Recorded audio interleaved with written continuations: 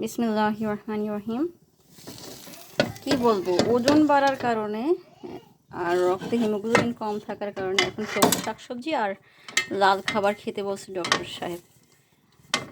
তো আমি সবুজ এই যে ডাঁটা শাক এনেছিল আর লাল শাক এনেছিল। লাল শাক তো গতকালকে ভাজি করেছি, দেখেছেন হয়তো, একটুখানি ছিল। আর সবুজ ডাঁটা শাক ভাজি করতেছি। সর্বপ্রথমে আমি এই যে একটু শুকনো মরিচ, একটু লবণ দিয়ে এই ধৌত করা শাকগুলিকে ধুয়ে নিয়েছি। ধুয়ে পানি ঝাঁকিতে ছেঁকে তারপরে পাতিলে বসিয়ে দিয়েছি। পানি শুকিয়ে আসার পরে এখানে কিন্তু হালকা হালকা যেগুলো লাল দেখতেছেন এগুলো একটু লাল শাকও আছে। তো দুইটা শাক একদিনে রান্না করে খাওয়া হবে না, এমনি খেতে চায় না, আমি শুধু খাওয়ার জন্য শাক, ওরা অন্য কিছু খায়। তো এই পানি শুকিয়েছি। এখন এখানে একটা পেঁয়াজ, আস্ত পেঁয়াজ, একটা রসুন ধুয়ে কুচি করে নিয়েছি, আপনারা দেখতে পাচ্ছেন। কুচি করা রসুন দিয়ে আর পেঁয়াজকে ভাজি কড়াই বসিয়ে গরম তেলে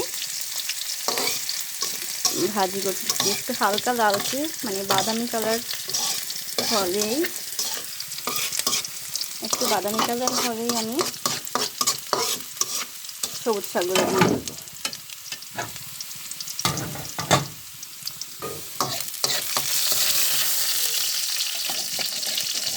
বাদামি কালার হয়ে এসেছে।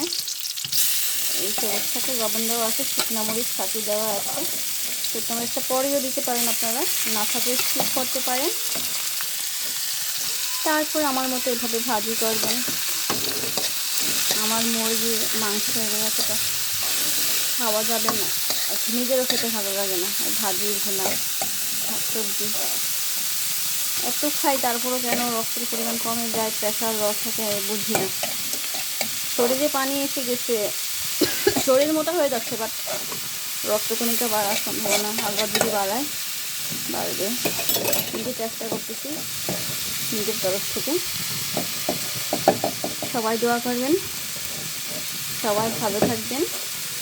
আমার জন্য দোয়াও, আমার পরিবারের জন্য দোয়া করবেন। আপনাদের সবাইকে আল্লাহ সুস্থ রাখুক। জানেন তো আমি সর্বদাই সবার জন্য দোয়া করি,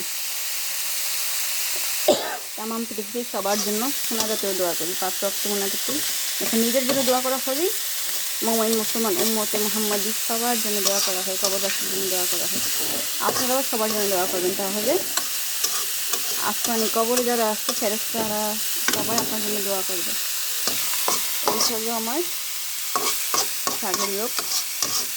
একটু লাল শাক, একটু সবুজ শাক, কাঁচামরিচ, কাঁচামরিচ দিইনি, শুকনো মরিচ পাবে, লবণ, পেঁয়াজ, রসুন সব মিলিয়ে ইনশাআল্লাহ শাকটা আশা করি অনেক ভালো হবে। আসসালামু আলাইকুম। আজকের মতো এটাই ব্লগ ছিল। সবাই দোয়া করবেন, ভালো থাকবেন, ভালো রাখবেন।